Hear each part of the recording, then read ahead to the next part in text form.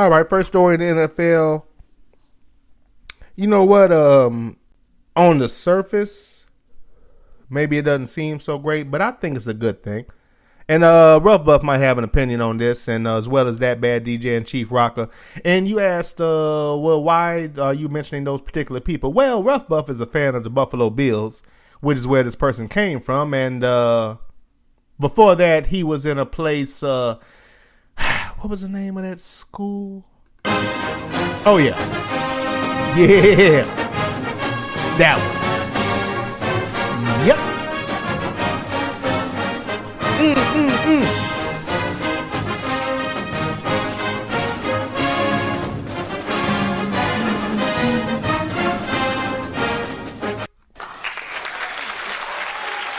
12 gauge Cardell Jones.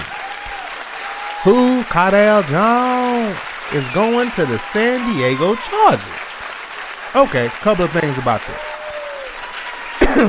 Big story to me because was it 2 years ago now? 2 years ago in the draft, I was of the opinion that Dak Prescott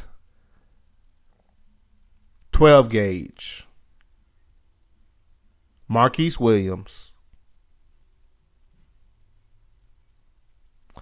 Why do I always Jacoby Brissett? I always pause on his name. And there's one more. Who's the other one? Who's the other one? Is it Trayvon Boykin? Trayvon Boykin, I felt, would be the most productive quarterbacks coming out of that draft. And quite frankly, Trayvon Boykin hasn't disappointed. Obviously, Dak Prescott hasn't disappointed. Marquise Williams never got a fair shot. Again, even bigger joke that Trubisky got drafted, but, another story for another day. Motherfucker. Jacoby Brissett looked good in a little bit of time he got to play with the Patriots. So I don't think I was wrong in my assessment. Now, 12 gauge hasn't really got to play. When he got a chance to play with Buffalo, he looked pretty good, actually firing the ball out there. He was confident, knew where he wanted to go, stood tall in the pocket, and was dedicating himself to what he was doing. I thought he looked good. I think what I know that Buffalo really, in my opinion, it was a victim of press. Ryan was there, 2 seasons, but the media didn't like him from the jump and was campaigning against him from the get-go. And my thing about that is if you're paying attention, Jeff Fisher was failing with the Rams for 7-8 years or some shit like that, damn near a decade. Not even 500. 500 was his best record. Never went to the playoffs.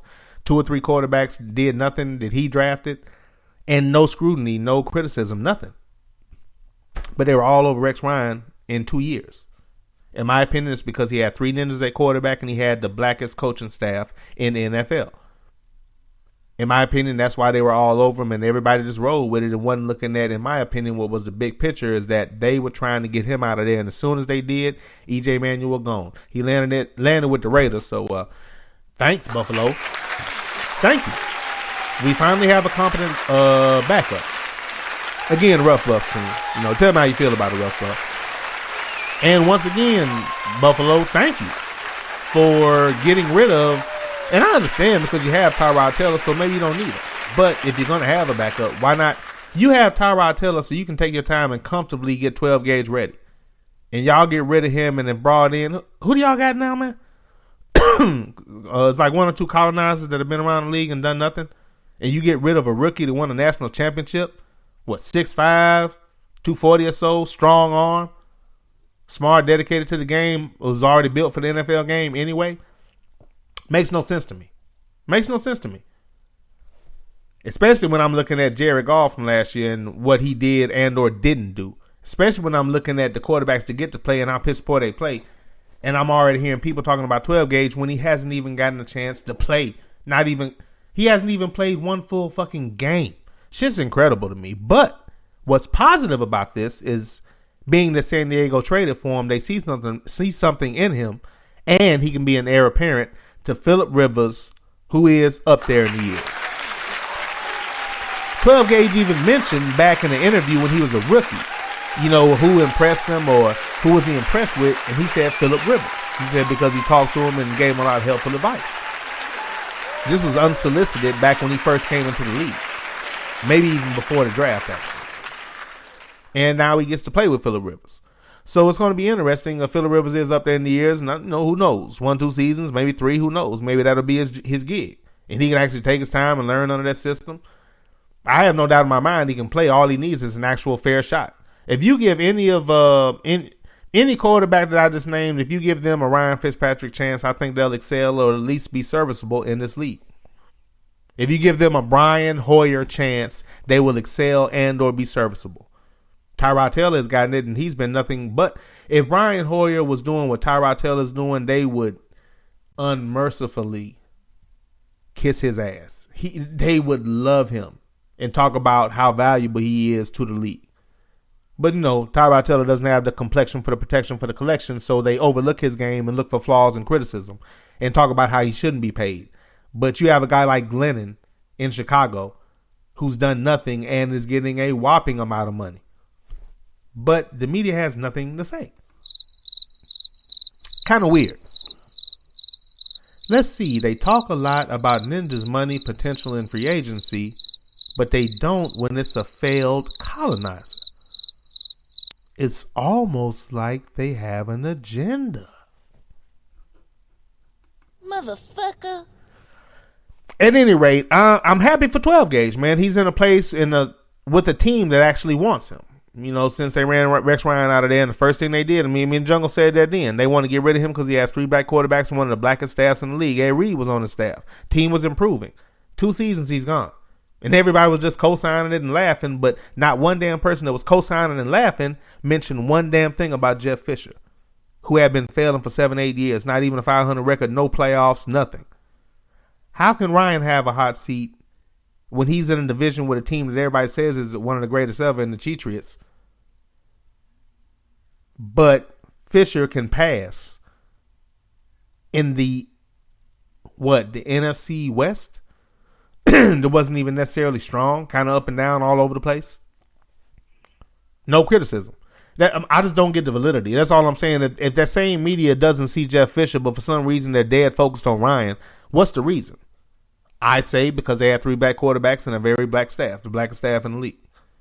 He's gone. Those black staff members, gone. Those 2 extra black quarterbacks, remember I told you black quarterbacks never get the backup position? Ninjas got short memories. They've been doing this forever. We don't get the backup jobs. It's so few of them that you can probably remember most of the black backups. I know 2 of them, Geno Smith and E.J. Manuel. There aren't a lot more than that. They got rid of, as soon as he was gone, E.J. Manuel gone, 12 Gauge, now gone.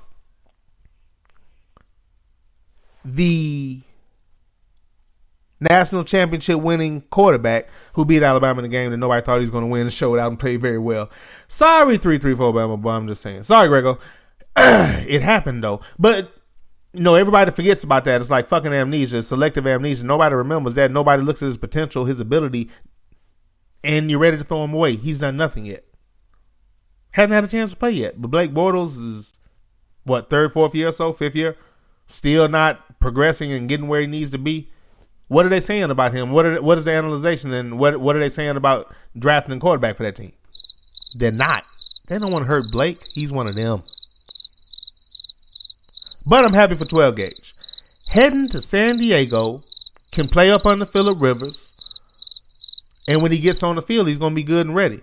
Very confident. He believes in himself even if nobody else does. And I'm glad to see him get this opportunity, man, and get what appears to be, hopefully, a fair shake at an NFL job. Good deal. Who knows, if he gets on the field, then there might be times when I have a rooting interest for the damn San Diego Chargers. That's interesting. That's interesting. Something else, man, side note, and I mentioned this half-heartedly a little bit earlier, but and quiet as kept, and as much as some people might laugh at this, if you really pay attention to how, just think about teams and when the starters get hurt and how they really seem to have a huge drop-off and they don't seem to have competent backups. It's almost like they had a backup that they were hoping they didn't have to play. That's the situation it seems to be for a lot of teams. So in saying that, I just like to point out that two, quarterbacks that everybody's saying, not everybody, I'm sorry, I didn't mean to say that. Two quarterbacks that are being portrayed as guys that can't play, that are washed up, that obviously aren't good. But you never hear them say that about the Brian Hoyers of the world and the Glennons of the world and the Fitzpatricks of the world. They never use those terms or those phrases about those guys. Or for that matter, the Blake Bortles of the world. Or even the damn, the Jared Goffs of the world. Because if he was a ninja, they'd be saying he isn't shit. So even him. That scrutiny is reserved for ninjas. So even under the scrutiny that they can't play and being thrown away when neither one of them have had a true opportunity to show what they can do, if you're actually paying attention. But again, most people don't. Most of the people criticizing Cap for the last couple of years saying he couldn't play, they don't know the game of football. They don't even know what the hell they're looking at. They can only go off of what they're being told. So I don't really blame you because you're a novice. It's like blaming a child that thinks the moon is made of Swiss cheese. You're not really qualified for me to be upset. It's not like you actually have the ability to engage in critical thinking. So it's wrong for me to have those expectations when you just don't understand the game. I'm not saying in life or anything like that. I'm just saying in the game of football, you're a novice. You're that kid that's looking at the moon and saying, that's made of cheese. That's who you are. So I'm not upset. It's just disappointing. That's all. Having said all that, two of the best backup situations, just a little known NFL fact. The two of the best backup situations in this upcoming season are Geno Smith with the New York Giants. Yeah, I said it. Geno Smith. And if you don't believe me, look at Eli Manning's numbers as far as how many interceptions he throws. All I'm saying is any ninja that does that is going to be criticized. I don't give a damn if they do slip into a couple of Super Bowls. They would say he has the Super Bowls, but he's not that good. If you don't think Geno can do that, you're not paying attention. They actually have a decent situation at backup now. They haven't had it for a while. One of the better backup situations in the NFL. And the other one is the aforementioned E.J. Manuel playing for my Oakland Raiders. I think y'all know what happened last year when Carr broke his leg. Everybody remembers that, right? I do, unfortunately. Team on fire, excelling at the right time, Carr playing well, offense humming, defense improving, confidence growing, heading towards the postseason. Had a problem dealing with Kansas City last year. They were our kryptonite. Okay, I will say that. We had a problem with Kansas City. We did have a problem trying to get past Kansas City. I will say that. So there was that. But other than that, good season, heading towards the playoffs. In a position to do something, not necessarily. Really, the route we had wasn't bad. The route we had wasn't bad. Looking back at it, it wasn't like it wasn't doable. It was very doable. So everything looked pretty good. But again, in the NFL, and I say this again, I said this before. It's almost like in some of these situations, they have backups that they're hoping they never have to play. It's almost like they have backups they're hoping they never have to play. Because once Carr got hurt, and I can't even remember the guy's name, it's some dude with a porn stash, and then the other guy, excuse me, and this is another point I can't make enough from last year. The other guy was, it was porn stash dude, and then, was it another dude besides him? It was porn stash dude, and then they had, I think the guy from Michigan, Connor Cook. They drafted Connor Cook. 12 Gauge was right there. That's another team. My team could have had 12 Gauge. That's another team. He was right there. I'm just saying, like, if he was there, he would have got opportunity to play because Carr got hurt. Then the backup with the porn stash got hurt. He would have been right in there, and he could have excelled and functioned. He would have done a lot better than either one of those jokers. So it was disappointing that he didn't get that opportunity. It was disappointing because the kid's a winner. There were so many teams that had the potential to have him. But basically what I'm saying is last year when our quarterback got hurt, the season, a wrap. Done.